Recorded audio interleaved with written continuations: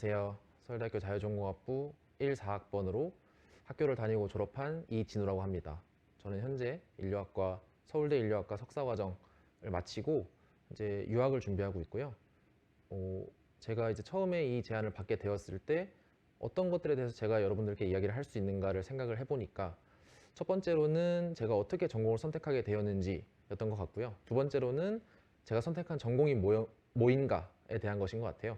제가 처음에 인류학을 한다고 했을 때 사실 물론 왜 그걸 하느냐라는 질문도 되게 많이 받았지만 그게 도대체 뭐냐라는 질문도 되게 많이 받았기 때문에 일단 왜를 하기 앞서서 또는 왜도 당연히 중요하지만 그것이 뭐길래 내가 하고 있는가를 설명하는 것도 되게 중요하다고 생각이 되어서 그런 것들에 대해서 간단하게 발표를 준비해 보았습니다.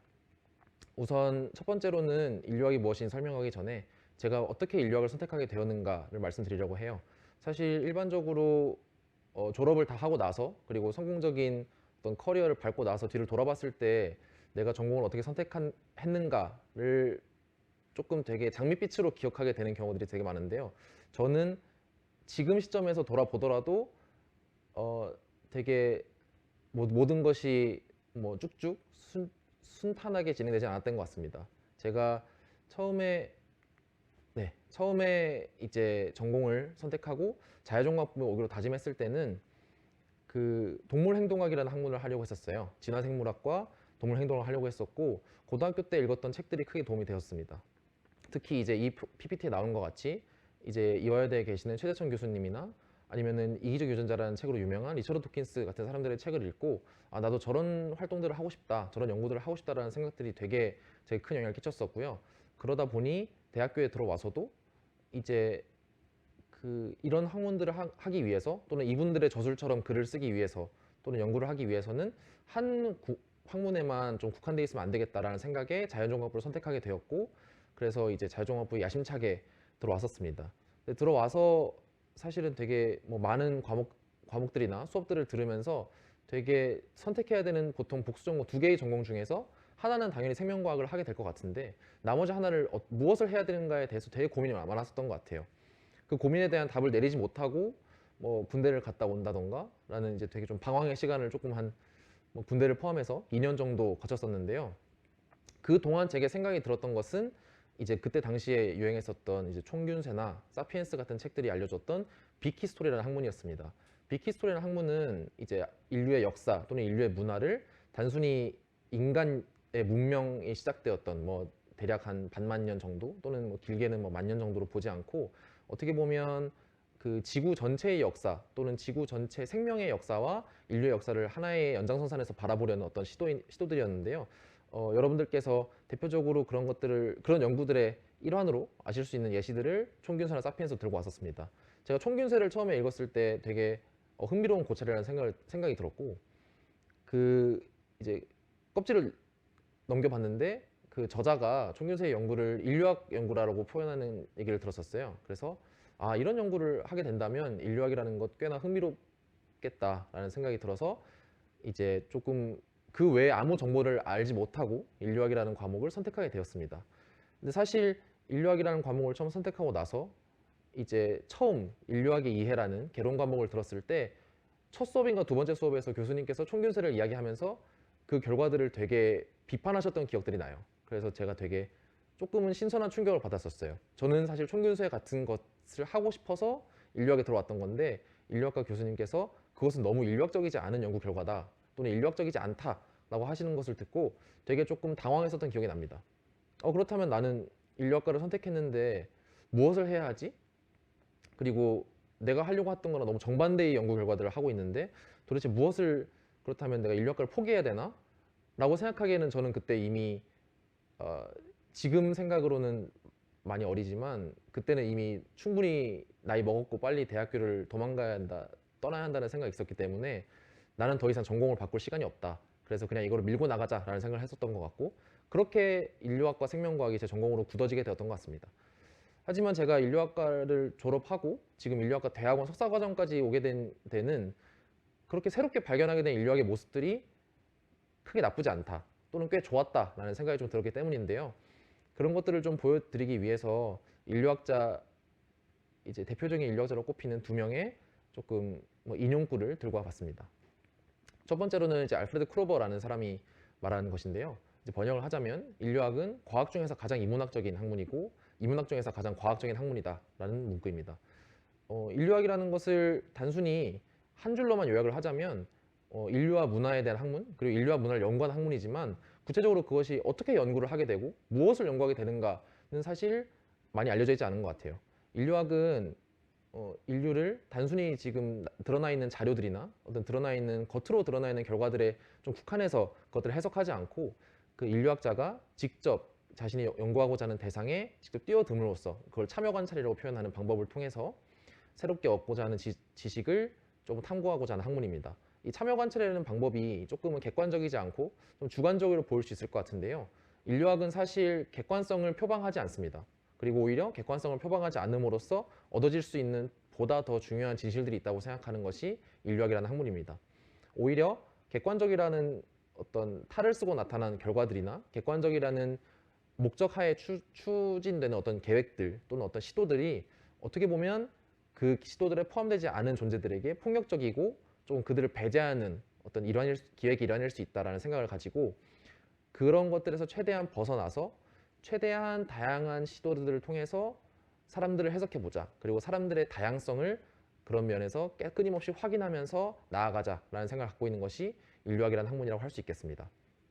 그러다 보니까 이 크로베가 말했던 이 인용구처럼 과학이라고 보기에는 조금 인문학에 많이 가깝지만 동시에 인문학이라고 하기에는 그 나름의 어떤 과학적인 그 객관성과 과학적인 진실성을 갖추고 있기 때문에 크로버가 말했던 이런 얘기를 하는 것 같아요. 인류학이라는 과목을 선택한다고 했을 때, 그리고 지금도 제 친구들, 많은 친구들은 제게 인류학이 사회과학 대학에 있는 것이냐 아니면 인문대학에 있는 것이냐는 질문을 많이 하는데요. 인문대학의 연구들을 많이 참조하고 인문대학의 어떤 시도들을 많이 따라하긴 하지만 결국 인류학의 본질은 그 사회와 그 집단을 보다 과학적으로 해석하고 그들을 이해하고자 하는 데 있습니다. 두 번째는 이제 인류학 아닌 다른 분야에서도 조금 유명한 인류학자인 마가렛 미드라는 사람의 이제 인용구인데요. 그 사람들이 말하는 것, 그리고 사람들이 하는 것, 그리고 그 사람들이 자신들이 이걸 해라고 말하는 것은 전혀 다른 것이다라는 것을 미드는 이제 발언을 남겼습니다. 이 얘기는 사실 사람들이 그 외부의 시선에서 바라보지 않는다면 그 사람들이 자신들이 한다고 생각하는 것, 그리고 자신들이 말한다고 생각하는 것이 사실은 전혀 다른 의미를 갖고 전혀 다른 맥락을 띠고 있지만 그 맥락들이 전혀 체감되지 못하는 경우들이 많다는 것을 암시하고 있습니다. 인류학자는 그 외부자의 시선에서 그들을 바라봄으로써 그들이 정확히 하고자 하는 것이 무엇이고 그들이 한다고 생각하는 것이 사실은 어떤 의미를 갖고 있는지를 보다 분명하게 밝혀주는 역할을 한다라고 생각해요. 그러다 보니까 제가 아까 말했던 참여 관찰이라는 어떤 실험 연구 방법과 이 외부자의 시선이라는 연구 방법이 조금은 충돌할 수 있다고 생각하는데요. 그래서 저는 인류학이 뭐야? 라고 물어보는 이제 제 친구들 또는 뭐 제 가족, 친구, 후배들에게 회색 영역에서 노는 학문이라고 이야기를 많이 합니다. 어떻게 보면 인류학이라는 것은 조금 쉬운 길은 아닌 것 같아요. 어떤 연구 방법을 선택한다고 했을 때 끊임없이 거리 조절을 해야 하는 학문이고 내가 이 집단에 얼만큼 동화되어야 이 집단이 생각하고 말하는 바를 충분히 알 수 있는지 또는 이 집단에서 얼마나 충분히 떨어져야 그 결과들을 객관적으로 바라볼 수 있는지를 끊임없이 고민해야 되는 학문이기도 하고 동시에 참여 관찰이라는 어떤 방법론 때문에 내가 이들과 얼마나 활동을 같이 하고 얼마나 생각을 같이 해야 내가 연구 결과를 얻을 수 있으며 동시에 그것이 어떻게 보면 너무 비윤리적일 수 있지는 않은지를 끊임없이 고민해야 되는 학문입니다. 그래서 사실은 연구를 함에 있어서 단순히 연구를 고안하는 것에 넘어서서 그 연구를 실제로 수행하고 그 연구를 이제 집행하는 동안 내내 사실은 그 윤리적인 딜레마 또는 어떤 그 끊임없는 자신의 위치 선정에 대한 고민을 계속 할 수밖에 없는 학문이라고 저는 생각을 해요. 그리고 그렇기 때문에 보다 더 이제 기존에 우리가 알고 있는 과학들이나 기존에 우리가 알고 있는 어떤 정량적인 사회과학들이 충분히 말해줄 수 없는 부분들을 찝어내서 말해줄 수 있지 않은가라고 생각을 합니다. 인류학에 대한 소개는 그렇고요. 제가 이제 관심을 갖고 있는 주제에 대해서 간략하게 설명을 하고 마무리를 하려고 합니다.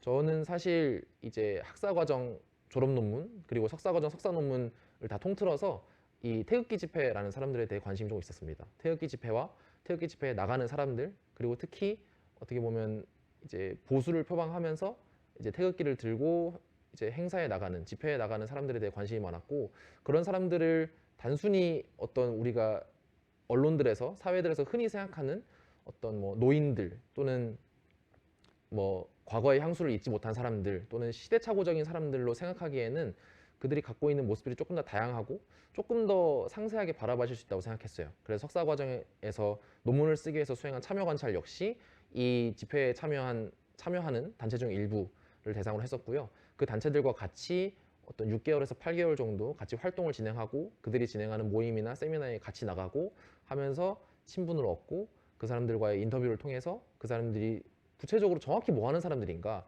단순히 우리가 바라보는 시선 또는 언론이 바라보는 시선들이 어떻게 보면 좀 편견과 조금 제대로 그 사람들을 알아보지 못하고 갖고 있는 시선들은 아닌가라는 문제의식을 갖고 그 문제의식에 제 나름의 답을 하기 위해서 노력을 했던 것 같습니다. 이게 마지막 장인 게 조금, 네, 제가 이제 마무리 멘트를 하고 끝내려고 하는데요. 이게 마지막 장인 게 조금은 아쉬운데, 마무리 멘트를 하려고 한다면, 인류학이란 학문, 재밌는 학문이고, 저는 하면서 충분히 재미를 느끼고 있지만, 모두를 위한 학문은 아닌 것 같아요. 그래서 사실 인류학이라는 어떤 참여 방법론이라는 것, 또는 인류학이라는 학문이라는 것이 충분히 과학적이지 않다라고 여겨질 수도 있을 것 같고, 또는 이것을 해서 우리가 얻는 게 뭐냐라고 생각을 할 수도 있을 것 같고, 그런 고민들 때문에 인류학과를 많이 선택하지 않고 인류학과가 지금까지 많이 알려져 있지 않은 것이 아닌가 싶습니다.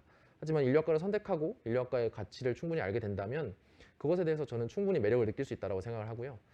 마지막으로 자존 후배님들께 하고 싶은 말은, 제가 오늘 짧은 영상에서 설명했던 것처럼 제가 지금 저의 어떤 진로로 삼고 있는 인류학과라는 학문, 인류학이라는 학문, 인류학과라는 분과를 선택하게 된 계기는 21살의 저도 아니었고 22살의 저도 아니었고, 오히려 생각해 봤을 때는 졸업을 앞두고 있었던 27살, 26살의 저였던 것 같아요.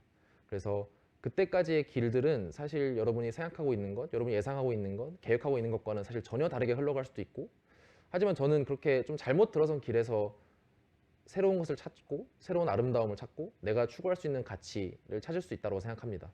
그래서 여러분들도 지금 너무 잘못하고 있다, 또는 내가 지금 하고 있는 길이 조금 나랑 안 맞는 것 같은데, 아니면 이거 전혀 다른 길인데 라고 생각하고 너무 쉽게 거기서 등을 돌리지 마시고 조금 더 그것에 좀 시간을 주시고 내가 시행착오와 실패를 겪는 과정을 조금 더 귀중히 여겨주신다면 거기서 여러분들께서 얻어 가시는 것이 충분히 있지 않을까라고 생각을 합니다. 네, 이상 제가 드리고 싶은 말씀은 다 드렸고요. 혹시나 인류학과에 관심이 있으시다면 뭐 추가적인 정보들은 인류학과 홈페이지나 또는 저의 연락처를 얻으실 수 있다면, 제게 물어보신다면 제가 기꺼이 답해드리도록 하겠습니다. 네, 지금까지 이진우였습니다. 감사합니다.